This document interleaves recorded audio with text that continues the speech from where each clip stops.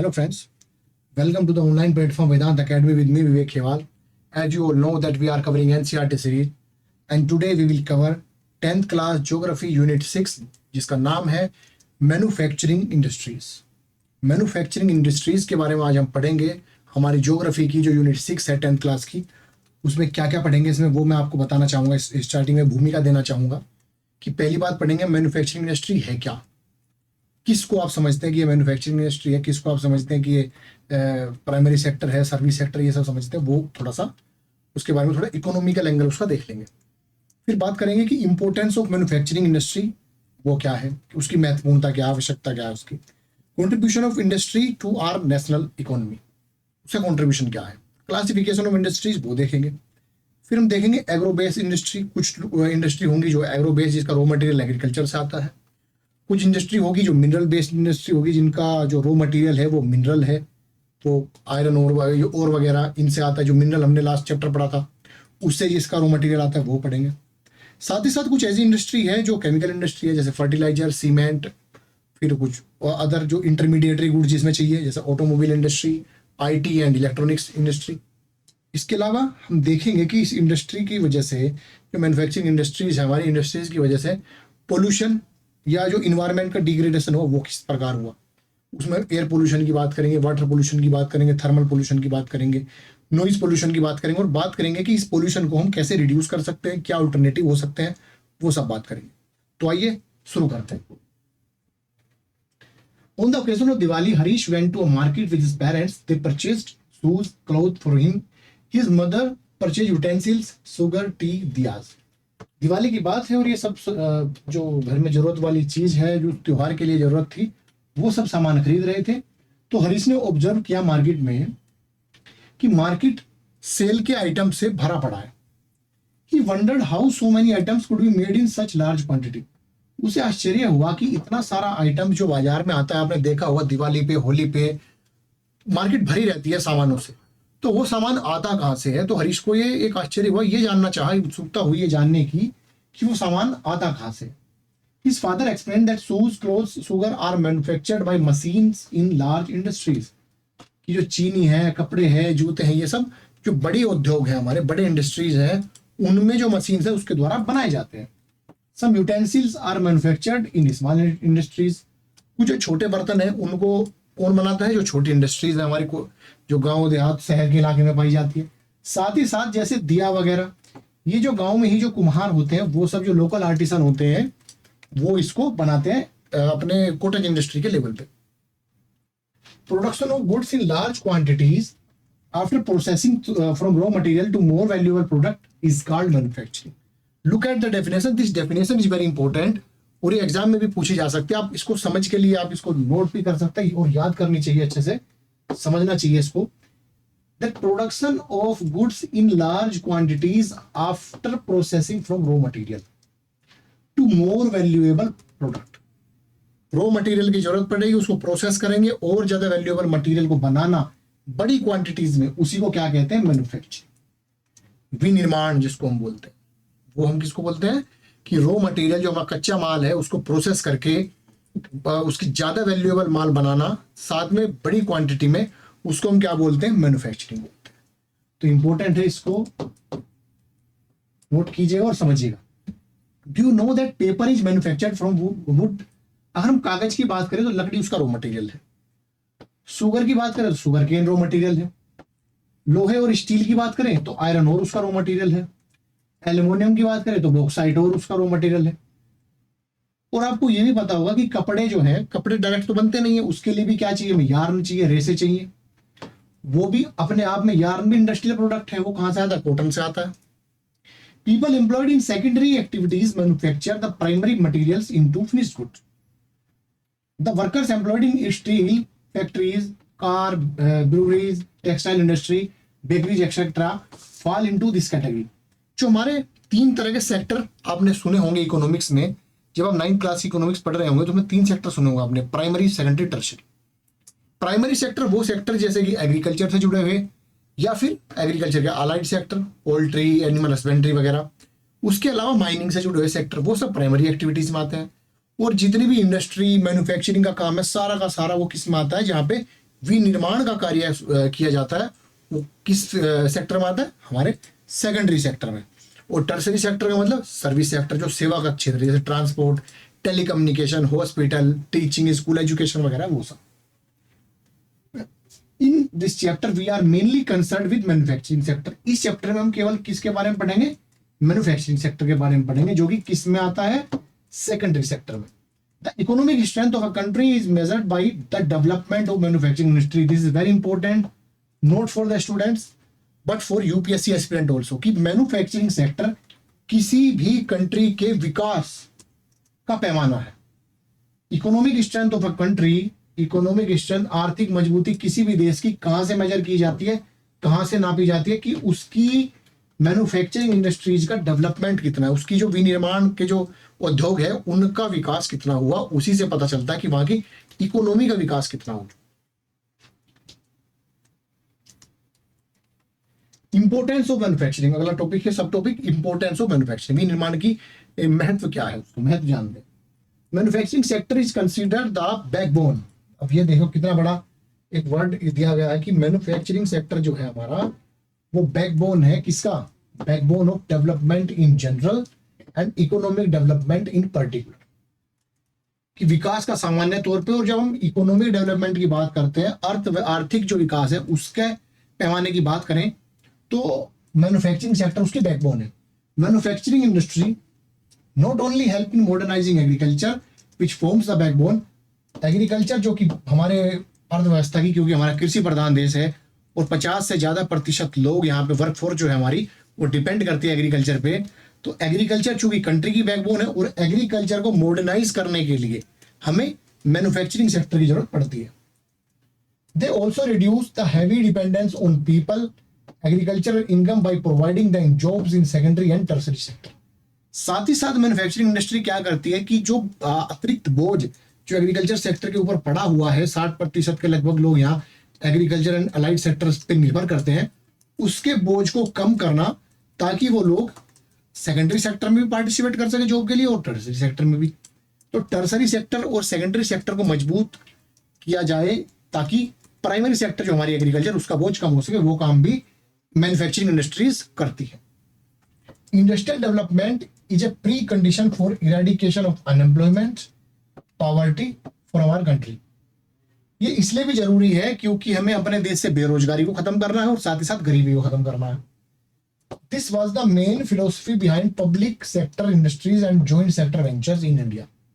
आपने सुना होगा काफी सारे जो वेंचर्स हैं, काफी सारी इंडस्ट्रीज हैं, वो या तो गवर्नमेंट चलाती है या फिर मिक्स चलाते हैं, जॉइंट वेंचर्स में गवर्नमेंट और प्राइवेट दोनों। फॉर एग्जाम्पल, आपके घरों में बिजली आती है, BHEL हो, BEL हो या steel authority of India limited हो, वो सब क्या है? PSEs है, मतलब पब्लिक सेक्टर एंटरप्राइजेज हैं। साथ ही साथ जॉइंट वेंचर्स भी है कुछ, जहाँ पे प्राइवेट पार्टिसिपेशन भी है। आजकल तो ज्यादातर क्या होता है कि प्राइवेटाइजेशन का दौर है, तो गवर्नमेंट और प्राइवेट कंपनी दोनों मिलके किसी वेंचर को चलाते हैं। तो उसका भी यही आइडिया है ताकि जॉब का जो डिस्ट्रीब्यूशन है वो सभी सेक्टर में बराबर बराबर हो सके, ताकि कंट्रीब्यूशन भी अलग अलग सेक्टर से आए और साथ ही साथ जो डिपेंडेंसी है वो भी अलग अलग सेक्टर पे डाली जाए। Also aimed at bringing down the regional disparities by establishing industries in tribal and backward area। साथ ही साथ जो क्षेत्रीय जो डिवीजन है, क्षेत्रीय जो असमानताएं हैं, उसको दूर किया जाए। इसीलिए हमने ज्यादातर इंडस्ट्रीज कहाँ लगाई? या तो ट्राइबल एरियाज में लगाई या फिर पिछड़े इलाकों में लगाई। Export of manufacturing goods expand trade and commerce and bring in much needed foreign exchange. साथ ही साथ जो हम गुड्स एंड सर्विसेज को एक्सपोर्ट करते हैं, उसमें गुड्स की मात्रा, जो गुड्स है वो कहां से आता है? मैन्युफैक्चरिंग सेक्टर से। उसको हम एक्सपोर्ट करते हैं तो हमें क्या मिलता है? फॉरेन एक्सचेंज मिलते हैं और हमारी ट्रेड बढ़ती है। आगे बढ़ते हैं। Countries that transform their raw materials into wide variety of finished goods of higher values. Countries को ना केवल मैन्युफैक्चरिंग करनी है बल्कि अपने गुड्स को हाई वैल्यू ऑफ गुड्स में चेंज भी करना है, उसके साथ प्रोसेसिंग करके, वैल्यू ऐड करके। आर प्रोस्पेरस, जी जो भी कंट्री ऐसा करते हैं वो प्रोस्पेरस होते हैं। India's prosperity lies in increasing and diversifying its manufacturing industry as quickly as possible. India की जो डेस्टिनी है, इंडिया की जो किस्मत है, उसकी जो उन्नति है, उसका रास्ता तभी खुलेगा जब हम इंडस्ट्री सेक्टर को, मैन्युफैक्चरिंग सेक्टर को ज्यादा से ज्यादा तेजी से डाइवर्सिफाई करेंगे उसको, उसमें उस विभिन्नताएं लेके आएंगे कि अलग अलग सेक्टर्स की अलग अलग डिमांड्स हम फुलफिल कर पाए, ऐसा हम काम करें तो हमारी उन्नति के रास्ते जल्दी खुलेंगे। Agriculture and industry not exclusive of each other, एक दूसरे से अलग तो है नहीं, एक दूसरे डिपेंड करते हैं। They move hand in hand. Instance agro industry in India, अगर हम एग्रो इंडस्ट्री की बात करें भारत में, major boost to agriculture by raising its productivity. जो एग्रो इंडस्ट्री का मतलब वो सभी इंडस्ट्री जो रॉ मटेरियल के लिए एग्रीकल्चर पे डिपेंड करती है, वो सभी इंडस्ट्री किस पे डिपेंड करती है? अल्टीमेटली इंडस्ट्री पे, मैन्युफैक्चरिंग इंडस्ट्री। और मैन्युफैक्चरिंग इंडस्ट्री क्या करती है कि एग्रो इंडस्ट्री को बूस्ट करती है ताकि हमारी एग्रीकल्चर बूस्ट हो सके, उसकी डिमांड बढ़ सके, किसानों की आय बढ़ सके, ये सब। They depend on the latter for raw material. अब इंडस्ट्री डिपेंड करती है एग्रीकल्चर में रॉ मटेरियल के लिए। Sell the product such as irrigation pump, fertiliser, insecticide, pesticide, plastic, PVC pipe, machines, tools etcetera to the farmers. तो ये क्या हुआ कि वो जो मैन्युफैक्चर्ड जो इनपुट्स हैं एग्रीकल्चर के, वो भी तो इंडस्ट्री देती है। तो जो एग्रीकल्चर के लिए जो इनपुट्स प्रोवाइड करती है वो भी इंडस्ट्री प्रोवाइड करती है। तो ये क्या करती है? हैंड इन हैंड का काम करती है, साथ ही साथ फॉरवर्ड एंड बैकवर्ड लिंकेज बनाने का काम करती है। दस development of competitiveness of a company of a industry depend किस पे करती है कि आपस में एग्रीकल्चर और इंडस्ट्री का एक साथ होना, ये दोनों अलग नहीं है, एक साथ ही काम करती है। Manufacturing industry has not only assisted agriculture in increasing their production but also made the production process very efficient. जो मैन्युफैक्चरिंग सेक्टर ना केवल वो एग्रीकल्चर प्रोडक्शन को बढ़ाने में सहायता करता है, साथ ही साथ उस प्रोडक्शन को एफिशिएंट बनाता है। In the present day world of globalisation our industry needs to be more efficient. सही बात है कि हमारी एफिशिएंसी क्या होनी चाहिए? ज्यादा होनी चाहिए, साथ ही साथ हमारी इंडस्ट्री कॉम्पिटिटिव होनी चाहिए। एफिशिएंसी इन द सेंस कि इनपुट कम आउटपुट ज्यादा, ये efficiency.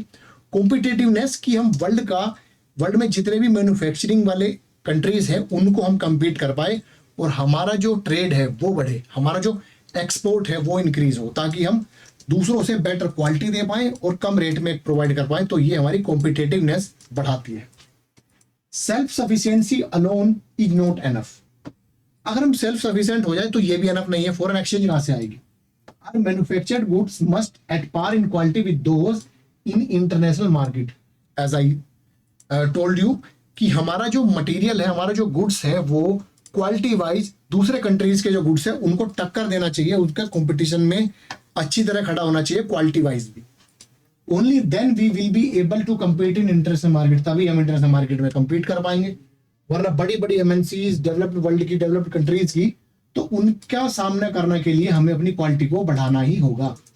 Contribution of industry to national economy, ये देख लेते हैं कि हमारी जो राष्ट्रीय अर्थव्यवस्था है उसके अंदर इंडस्ट्री का, उद्योगों का क्या कॉन्ट्रीब्यूशन है, क्या योगदान है। Over the last 2 decades the share of manufacturing sector has stagnated. दिक्कत क्या आ रही है कि रुका हुआ है, स्टैग्नेट हो चुका है। 17%, 17% of GDP out of 27% of the for the industry which include 10% of mining, enquiring, electricity and gas. अगर हम टोटल मैन्युफैक्चरिंग इंडस्ट्री की बात करें तो कितना है वो? 27%, जिसमें से मैन्युफैक्चरिंग इंडस्ट्री वाला जो पोर्शन है वो कितना है? 17%। तो वो स्टैग्नेटेड हो चुका है, उसको बढ़ाना चाहिए। जब वो बढ़ेगा तभी हम मान सकते हैं कि एम्प्लॉयमेंट रेट घटेगा, साथ ही साथ पॉवर्टी घटेगी, क्योंकि सभी के सभी लोग स्किलफुल तो है नहीं। और टर्सरी सेक्टर में ज्यादातर लोगों की यूज, जो ज्यादातर लोगों का यूज होता है वो होता है किनका? जो स्किलफुल लोग हैं। अनस्किल्ड लेबर का यूज या तो एग्रीकल्चर में हो सकता है या फिर मैन्युफैक्चरिंग सेक्टर में हो सकता है। This is much lower in comparison to East Asian country. जो ईस्ट एशियन कंट्री है, आसियान कंट्रीज हैं या जापान, चाइना वगैरह हैं, जहां पे 25 to 35% तक इकोनॉमी के कंट्रीब्यूशन कौन करता है? इंडस्ट्री एंड मैन्युफैक्चरिंग सेक्टर करते हैं। The trend of growth in manufacturing over the last decade has been around 7%। अगर हम ग्रोथ की बात करें तो लास्ट डिकेड में 7% इसकी रही है इंडस्ट्री सेक्टर की। The desired growth rate over next decade is 12%। और चाहिए कितना? कम से कम 12% ग्रो करे, ऐसा हमें डिजायर है। Since 2003 manufacturing is once again growing at the rate of 9 to 10%। अगर हम 2003 से बात करें तो 9 से 10% तक ये बढ़ रही थी पर एनम हर साल, with appropriate policy intervention by the government. जो सरकार की पॉलिसी है वो तो इंपॉर्टेंट रोल प्ले करती ही है। उसमें चाहे वो टैक्स की पॉलिसी हो, चाहे वो लोन की पॉलिसी हो, फाइनेंस की पॉलिसी हो, या कैपिटल इंक्लूजन की पॉलिसी हो, या क्या पता लैंड एक्विजिशन की पॉलिसी, उसको भी हमें देखना होगा। And renewed effort by the industry to improve productivity improve कैसे होगी, नई नई टेक्नोलॉजी के साथ। Economics predict that manufacturing can achieve its target over next decade. और जो आर्थिक अर्थव्यवस्था के जानकार हैं तो वो क्या बोलते हैं कि ये चीज अगर हम 10 से 12% की ग्रो करते रहे तो हम जल्दी ही अगले वाले दशक में मैन्युफैक्चरिंग सेक्टर को एक अच्छे मुकाम पर देखेंगे। The national manufacturing competitive council NMCC, ये इंपॉर्टेंट है, इसको याद रखिएगा। NMCC has been set up with this objective. NMCC का यही ऑब्जेक्टिव है कि हमारा मैन्युफैक्चरिंग सेक्टर है स्टैग्नेटेड ना रह के इकोनॉमी को ज्यादा कंट्रीब्यूट करे, अनएम्प्लॉयमेंट को रिड्यूस करने में कंट्रीब्यूट करे, साथ ही साथ जो पॉवर्टी है उसको इरेडिकेट करने में कंट्रीब्यूट करे। आगे बढ़ते हैं कि इसमें और क्या इंपॉर्टेंट रोल प्ले करते हैं। इंडस्ट्रियल लोकेशन की बात कर लेते हैं कि उस उद्योग की जो लोकेशन है वो कितना रोल प्ले करती है। Industrial location are complex in nature, वो कॉम्प्लेक्स है। दीज आर इन्फ्लुएंस बाई, वो किस किस चीज से इन्फ्लुएंस होती है कि कहां पे हम कोई इंडस्ट्री सेटअप करें, उसके लिए इंपॉर्टेंट चीजें क्या ध्यान में रखी जाती है। फॉर एग्जाम्पल, रॉ मटेरियल की अवेलेबिलिटी कैसी है, लेबर चीप है या महंगे हैं, कैपिटल इजीली अवेलेबल है या नहीं है, पावर इलेक्ट्रिसिटी वो अवेलेबल है या नहीं है, साथ ही साथ जब हम माल बनाएंगे तो उसको बेचने के लिए मार्केट भी तो चाहिएगा, तो मार्केट है या नहीं है। ये सभी ये जो 5 चीजें हैं ये काफी इंपॉर्टेंट है। फॉर एग्जाम्पल, रॉ मटेरियल की अवेलेबिलिटी, कैपिटल की अवेलेबिलिटी, लेबर की अवेलेबिलिटी, पावर की अवेलेबिलिटी एंड मार्केट की अवेलेबिलिटी। अगर ये सब है तो लोकेशन परफेक्ट है। It is rarely possible to find all these factors available at one place. और ये आप भी सोच सकते हैं कि हर जगह ऐसी चीजें मिलना लगभग नामुमकिन है। Consequently, manufacturing activity tends to locate at most appropriate place where all the factors of industry location are either available or can be arranged at low cost. तो इंडस्ट्री कैसी जगह लगाई जाती है कि या तो ज्यादातर फैक्टर वहां पे अवेलेबल हो या फिर कम कॉस्ट में वो अरेंज करे जा सके, ऐसी लोकेशन पे ही ज्यादातर इंडस्ट्री सेटअप होती है। After an industrial activity starts, urbanisation follows. साथ ही साथ क्या होता है कि जहां पे भी इंडस्ट्रियल एक्टिविटी शुरू हो जाती है वहां का उस जगह का शहरीकरण भी शुरू हो जाता है साथ ही साथ। मतलब आप कह सकते हो कि industrialisation and urbanisation go hand in hand, are located in and near the city. Thus industrialisation and urbanisation go hand in hand. Cities provide market, city का क्या काम है, मार्केट प्रोवाइड करने का। ऑल्सो प्रोवाइड सर्विसेज, जैसे कि banking की service हुई, इंश्योरेंस की सर्विस हुई, transport, labour, consultant and financial advice. ये सभी सर्विसेज प्रोवाइड कहां से होती है, सिटी से, तो इसके लिए शहर भी जरूरी है। साथ ही साथ many industry tend to come together to make use of advantage offered by urban centres known as agglomeration economies. Gradually a large industrial agglomeration take place. आपने देखा होगा कि हर एक सिटी में एक एरिया को डिफाइन कर देते हैं कि ये इंडस्ट्रियल एरिया है, वहां पे कई सारी इंडस्ट्री सेटअप हो जाती है, उनके लिए स्पेशल सुविधाएं लेकर आई जाती है, जैसे कि SEZ हुई, हमारी EEZ हुई है, तो फॉरेन मार्केट्स के लिए है ज्यादातर, बट कंट्री में भी हमारे देश के जो डोमेस्टिक मार्केट है उनके लिए भी हर शहर में एक इंडस्ट्रियल एरिया घोषित हो जाता है। In the pre independence period most manufacturing units located in place from point of view of the overseas trade such as Mumbai, Kolkata, Chennai etcetera. तो आप ये देखते होंगे कि आजादी से पहले का जो टाइम था उस टाइम में ज्यादातर जो इंडस्ट्री थी वो कोस्टल एरियाज में लगी। क्यों लगी? क्योंकि तब हमारा जो मेन टारगेट था कि हमें यहाँ पे तो बेचना नहीं था, हमें ज्यादातर माल यहाँ पे बना के फॉरेन में बेचना था। तो हमने वो इंडस्ट्री ऐसी जगह सेटअप की जहाँ पे हमारा कोस्ट नजदीक हो ताकि हम एक्सपोर्ट उसको कर सके। जो हमारी ब्रिटिशर कॉलोनी थी उस टाइम पे, British company, east India company, उसका यही फोकस रहा करता था। Consequently, there emerged certain pockets of industrial developed urban centers surrounded by huge agriculture rural hinterland.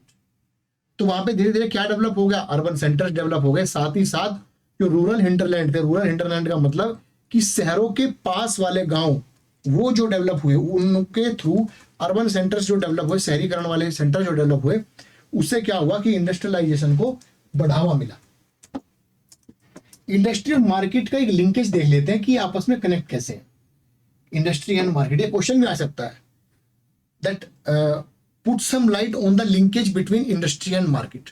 UPSC का क्वेश्चन हो सकता है, 10 नंबर में भी आ सकता है, 15 में भी आ सकता है। तो इसका एक रो डायग्राम या फिर एक फ्लो चार्ट आप देख सकते हैं कि इनपुट के लिए, इनपुट में रॉ मटेरियल हुआ, कंपोनेंट पार्ट हुआ, फैक्टर्स ऑफ प्रोडक्शन हुए। फैक्टर ऑफ प्रोडक्शन जैसे land, labour, capital, entrepreneur, infrastructure, ये सब फैक्टर ऑफ प्रोडक्शन है। ये साथ ही साथ ट्रांसपोर्ट, फैक्ट्री, आउटपुट प्रोडक्ट, फिर से ट्रांसपोर्ट की व्यवस्था, और फिर चाहिए मार्केट। मार्केट से क्या आएगा? पैसा, और पैसा किस में जाएगा? फिर से इनपुट लेने में। तो ये सब क्या है? एक लिंकेज सेटअप होता है कि इंडस्ट्री का मार्केट के साथ क्या लिंकेज है। रॉ मटेरियल चाहिए इंडस्ट्री को, वो मार्केट से मिलेगा। अपना माल बेचना है तो मार्केट में बेचना पड़ेगा। ट्रांसपोर्ट की फैसिलिटी चाहिए, वो मार्केट में मिलेगी। बेचना कहाँ है? मार्केट में। मंगाना कहाँ है? मार्केट से। तो मार्केट में और इंडस्ट्री में तो एक बहुत बड़ा लिंकेज है कि आपस में जो इंटरमीडिएट सर्विसेज हैं, साथ में जो कंजम्पशन वाले गुड्स हैं, फिनिश्ड गुड्स हैं, वो सब कहाँ जाएंगे? मार्केट में जाएंगे। The key to decision of the factory location is at the least cost. Government policy and specialized labor also influence location of the industry. कि जो गवर्नमेंट की पॉलिसी है, साथ में स्पेशलाइज लेबर है, कि ऐसी भी तो हर लेबर तो अनस्किल नहीं चलेगी, स्पेशलाइज लेबर भी चाहिएगा जिसको अच्छी नॉलेज, किसी पर्टिकुलर फील्ड में मशीन चलाने की नॉलेज हो, चाहे कोई भी जो काम है इंडस्ट्री में उसको परफेक्टली कर सकता हो, स्किलफुल हो, उनकी भी जरूरत होती है। तो ये सब चीज भी इन्फ्लुएंस करती है इंडस्ट्री की लोकेशन को। आइडियल लोकेशन इंडस्ट्री के लिए क्या हो सकती है? आइडियल लोकेशन वो हो सकती है जहां पे कॉस्ट ऑफ प्रोडक्शन है साइट पे वो कम हो, रॉ मटेरियल आसानी से मिल जाए तो कॉस्ट ऑफ प्रोडक्शन कम हो, साथ में cost of distribution of production वो भी कम हो, और decision to locate factory at site, तो ये फिर लेना पड़ेगा। अगर सब चीज सही है तो आराम से वहां पे इंडस्ट्री लगाई जा सकती है। अगला जो मेन टॉपिक है वो देख लेते हैं, जिसका नाम है क्लासिफिकेशन ऑफ इंडस्ट्रीज। अब इंडस्ट्रीज सारी एक जैसी तो होती नहीं है, उसमें अलग अलग क्लासिफिकेशन है, वो अलग अलग प्रकार की हो सकती है, वो देखते हैं। जैसे कि आप डेली में यूज में कुछ जो डेली यूज के आपके आइटम है, फॉर एग्जांपल ट्रांजिस्टर है, इलेक्ट्रिक बल्ब्स है, वेजिटेबल ऑयल है, सीमेंट है, ग्लासवेयर है, पेट्रोल, मैचेस, स्कूटर्स हैं, automobile, medicine and so on. If we classify various industries based on particular criteria, then we would be able to understand their manufacturing better. पहले में देखना पड़ेगा कि हम किस क्राइटेरिया पे इंडस्ट्रीज को डिवाइड कर रहे हैं, उसको सेपरेट करते हैं। पहले जो हमारा बेसिस है कि basis of source of raw material, कि रॉ मटेरियल जो आ रहा है, कच्चा माल जो आ रहा है, उसका सोर्स क्या है। For example agro based, agriculture से उसका रॉ मटेरियल आ रहा है तो एग्रो बेस्ड इंडस्ट्री। मिनरल से उसका रॉ मटेरियल आ रहा है तो mineral based industry. Agro based industry की बात करें तो cotton, woollen, jute, silk, textile, rubber, sugar, T, coffee and edible oil, ये सब कौन सी इंडस्ट्रीज हैं? ये सब एग्रो बेस्ड इंडस्ट्री है कि इनका रॉ मटेरियल एग्रीकल्चर से प्रोवाइड किया जाता है। अब हम बात कर लेते हैं मिनरल बेस्ड की, जैसे आयरन एंड स्टील, दोनों को आयरन और चाहिए। सीमेंट इंडस्ट्री, जो हमारा लाइन की जो अलग अलग माइंस हैं वो चाहिए इसको। एल्यूमिनियम बॉक्साइड चाहिए इसके लिए। मशीन टूल्स के लिए तो ये भी आयरन एंड स्टील की जरूरत पड़ेगी, तो आयरन और की अल्टीमेटली। पेट्रोकेमिकल्स पूरे के पूरे फॉसिल फ्यूल पे डिपेंड करते हैं, फॉसिल फ्यूल की मात्रा वो भी मिनरल है, मिनरल ऑयल जिसको बोलते हैं। तो ये सब क्या है? मिनरल बेस्ड इंडस्ट्री है। आगे चलते हैं रोल के हिसाब से, कि उनका रोल के अकॉर्डिंग अगर हम बात करें तो कैसी कितनी इंडस्ट्रीज हैं। बेसिक और key industries are those which supply their product as raw material to manufacture other goods, जैसे iron and steel, copper smelting, aluminium smelting. इसका मतलब ये है कि कुछ ऐसी इंडस्ट्री भी तो होती होंगी जो बाकी इंडस्ट्रीज के लिए रॉ मटेरियल प्रोवाइड करती है। वो सभी इंडस्ट्री किस में आती है? बेसिक और की इंडस्ट्रीज में आती है। जैसे लोहा इंफ्रास्ट्रक्चर खड़ा करने के लिए चाहिए, एल्यूमिनियम चाहिए, इलेक्ट्रिसिटी का अलग अलग प्रोडक्ट चाहिए। कंज्यूमर इंडस्ट्री वो इंडस्ट्री होती है जो सीधा कंज्यूमर को अपना प्रोडक्ट बेचती है कंजम्पशन के लिए, for example sugar, toothpaste, paper, sewing machine, fans etcetera. अगर हम बात करें कैपिटल के इन्वेस्टमेंट की, कि कितनी पूंजी इसमें लगाई गई है, उसके हिसाब से बात करें तो पहली है small scale industry. Small scale industry जो है उसमें क्या होता है? Defined with reference to the maximum investment. उसका रेफरेंस हम दे सकते हैं कि उसमें मैक्सिमम इन्वेस्टमेंट कितना है, उसके हिसाब से। This limit has changed over a period of time. At present, the maximum investment allowed is 1 crore. 1 crore रुपए तक हम इन्वेस्ट कर सकते हैं हमारी जो स्मॉल स्केल इंडस्ट्री है। अगर हम ओनरशिप के बेस पे बात करें, उसका मालिकाना हक के ऊपर बात करें, तो हमारे पास लगभग 3 तरह की हो सकती 4 तरह की है बल्कि। पहला पब्लिक सेक्टर, जो कि गवर्नमेंट के द्वारा चलाई जाए, गवर्नमेंट ओन्ड हो। फॉर एग्जाम्पल BHEL, SAIL, ये सब गवर्नमेंट की एजेंसीज है। BHEL, SAIL। प्राइवेट सेक्टर की अगर हम बात करें तो टिस्को, बजाज ऑटो, रिलायंस लिमिटेड, डाबर, अडानी वाली जो कंपनी है वो सब। ज्वाइंट सेक्टर की बात करें तो वो सेक्टर जिसमें गवर्नमेंट और प्राइवेट दोनों के स्टेक्स हो, दोनों उसे ज्वाइंटली रन करते हो। ऑयल इंडिया लिमिटेड, इसमें प्राइवेट भी है पब्लिक भी है। और चौथा सेक्टर हो सकता है cooperative sector of industry owned and operated by producer और supplier of the raw material. Cooperative sector कैसा है, जैसे अमूल, जैसे महाराष्ट्र में शुगर मिल्स, वो सब कोऑपरेटिव सेक्टर्स के पार्ट है। तो कोऑपरेटिव सेक्टर में बेसिकली क्या होता है, जो प्रोड्यूसर होता है वही मालिक होता है उसका। फॉर एग्जाम्पल दूध के जो बेचने वाले लोग हैं, जो एनिमल हस्बेंड्री करते हैं, वो सब अमूल के मालिक हैं, सबको उसका शेयर जाता है। आगे बढ़ते हैं।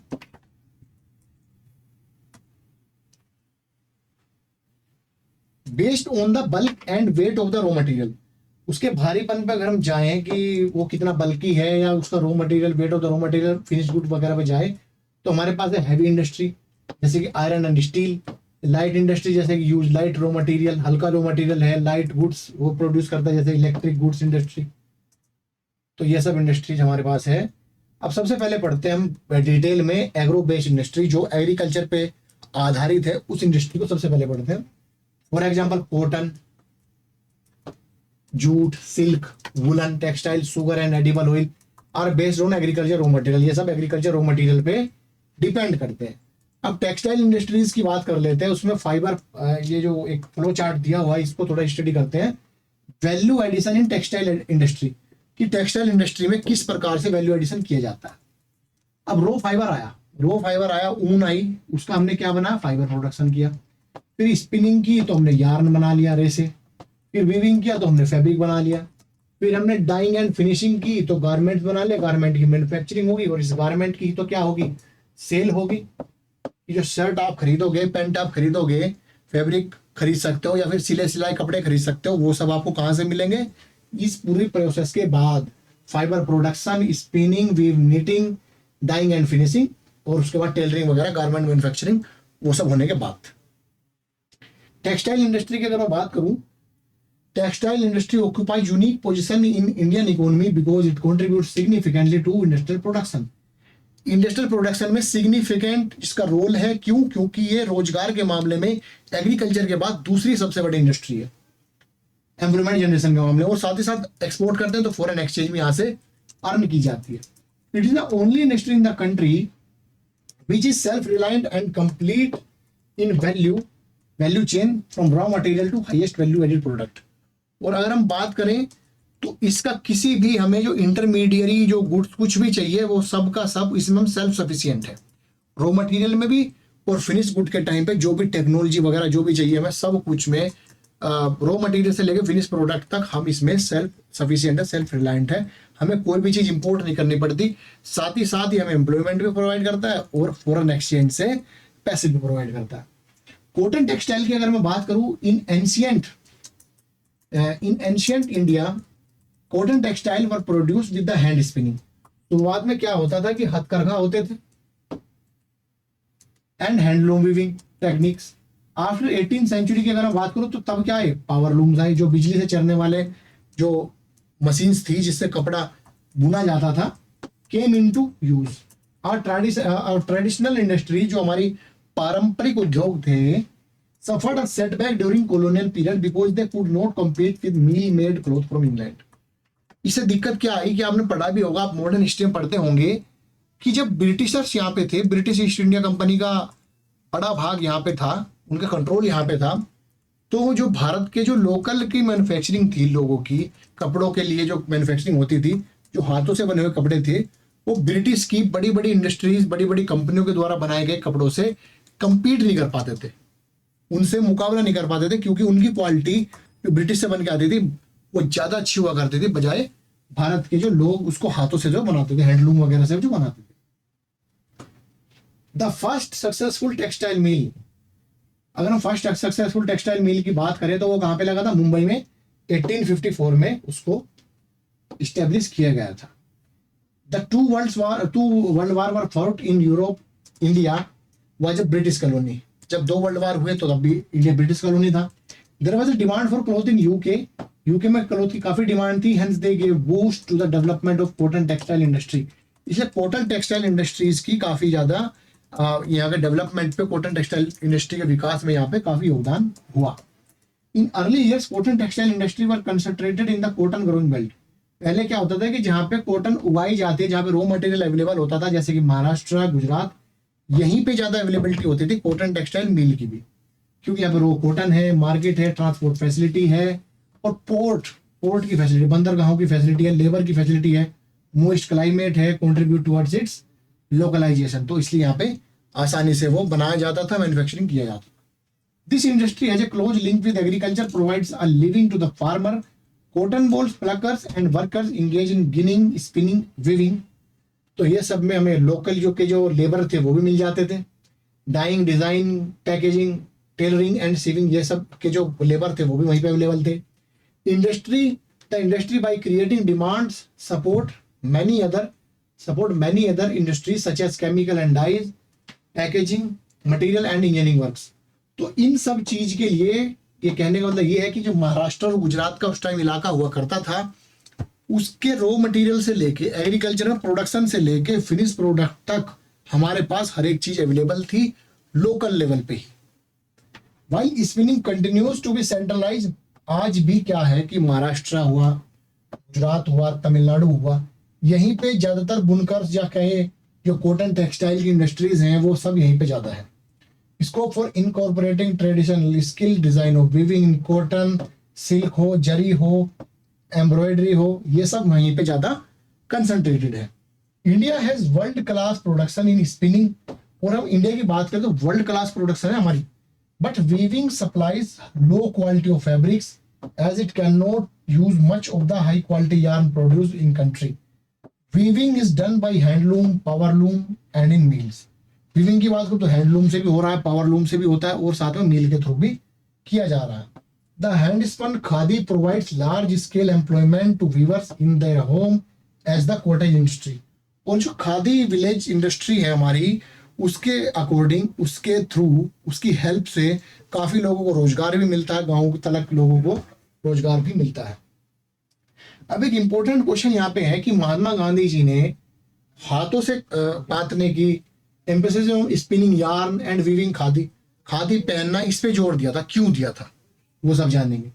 Why is it important for our country to keep the mill sector loomage lower than powerloom and handloom. इसका बेसिक मतलब क्या था कि गांधी जी का मानना था कि हमें मास प्रोडक्शन की जरूरत नहीं है, जबकि प्रोडक्शन बाय मास की जरूरत है, कि लोगों को रोजगार मिले, लोगों को रोजगार की व्यवस्था हो। मशीन्स वगैरह के प्रोडक्शन के खिलाफ थे Gandhi ji.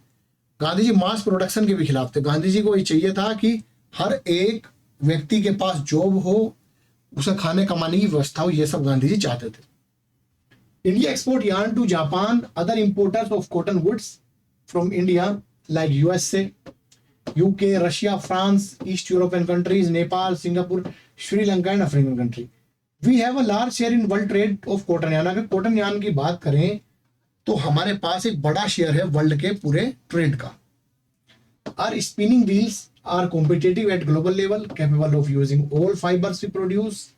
The weaving, knitting, processing units can not use much of the high quality of yarn that it is produced in the country. There are some large and modern factories in the segments, but दिक्कतें क्या है? But most of the production is in fragmented small units. ज्यादातर production क्या है कि small unit है production है। Cottage industry basically हम बोलते हैं, जो कॉटन की इंडस्ट्री है वो कॉटेज इंडस्ट्री पे ज्यादा निर्भर करती है, और ज्यादातर लोग अपने घरों में ही कॉटन को वेविंग का काम हो, निटिंग का काम वो सब करते हैं, which cater to the local market. This mismatch is a major drawback for the industry. As a result, many of our spinners export cotton yarn, while apparel garment manufacturing have to import fabric. तो होता क्या है कि cotton yarn को हम बाहर भेजते हैं, वहां से हम अच्छा फैब्रिक मंगाते हैं। क्यों मंगाते हैं? क्योंकि हमारे पास वो टेक्नोलॉजी नहीं है, वो मशीन्स नहीं है जिसको फाइन क्वालिटी का जो फैब्रिक है वो हमें मिल पाए। Why is it important for us to improve our weaving sector instead of exporting yarn in large quantity? क्यों जरूरत है हमें कि हम अपना जो वीविंग सेक्टर है उसको इंप्रूव करें, ना कि हमारे कॉटन यार्न को एक्सपोर्ट करने की। Although we have made significant increase in production of good quality long staple cotton, हमने कोशिश की है उसके बारे में, the need to import is still felt, फिर भी हमें इंपोर्ट करना ही पड़ता है। Power supply is erratic and machinery need to be upgraded.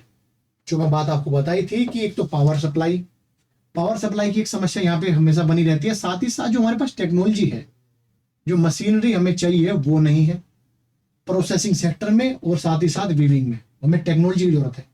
Other problems are low output of labour, साथ ही साथ जो लेबर का लो आउटपुट है, stiff competition with synthetic fibre industry, और साथ ही साथ कॉटन फाइबर के जो अलग कॉम्पिटिटर्स हैं, ना केवल फॉरेन से बैठे हुए बल्कि भारत में भी जो सिंथेटिक फाइबर है वो भी कॉटन को बड़ी मात्रा में टक्कर दे रहा है।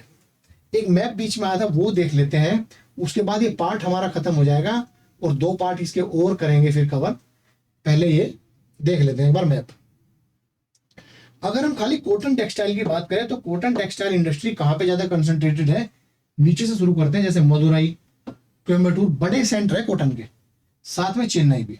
उसके अलावा हमारा पुणे, मुंबई, औरंगाबाद, जलगांव, वर्धा, देवास, इंदौर, उज्जैन मध्य प्रदेश के इलाके, वडोदरा, सूरत गुजरात, अहमदाबाद, जामनगर, राजकोट एंड पोरबंदर, अहमदाबाद, राजकोट एंड पोरबंदर, ये तीनों किसके इलाके हैं, कॉटन की कंसंट्रेशन है। साथ ही साथ अगर नॉर्थ इंडिया की बात करें तो ज्यादा नहीं है, जैसे कि कानपुर, आगरा, मुरादाबाद, ये 3 सिटीज हैं जो कॉटन की ज्यादातर होती है। ईस्ट इंडिया की बात करूं तो मुर्शिदाबाद, ब्रिटिश टाइम से ही हावड़ा, हुगली, ये सब क्या है, हावड़ा, हुगली वगैरह ब्रिटिश टाइम से ही कॉटन के ट्रेडिंग सेंटर्स रहे हैं, यहीं पे मैन्युफैक्चरिंग वगैरह कॉटन की ज्यादा होती है, कॉटन टेक्सटाइल ज्यादातर यहाँ पे होता है।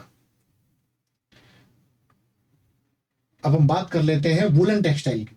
वुलन टेक्सटाइल की अगर हम बात करते हैं तो हमें चलना पड़ेगा ऊपर से, श्रीनगर, सबसे पहले श्रीनगर, अमृतसर, लुधियाना, बीकानेर, जयपुर, ग्वालियर, आगरा, शाहजहांपुर, कानपुर, वाराणसी, ये सब क्या है वुलन के लिए। अहमदाबाद, जामनगर, उसके अलावा मुंबई और बेंगलुरु, ये सब वुलन के लिए फेमस है, वुलन टेक्सटाइल के लिए ये सिटीज फेमस है।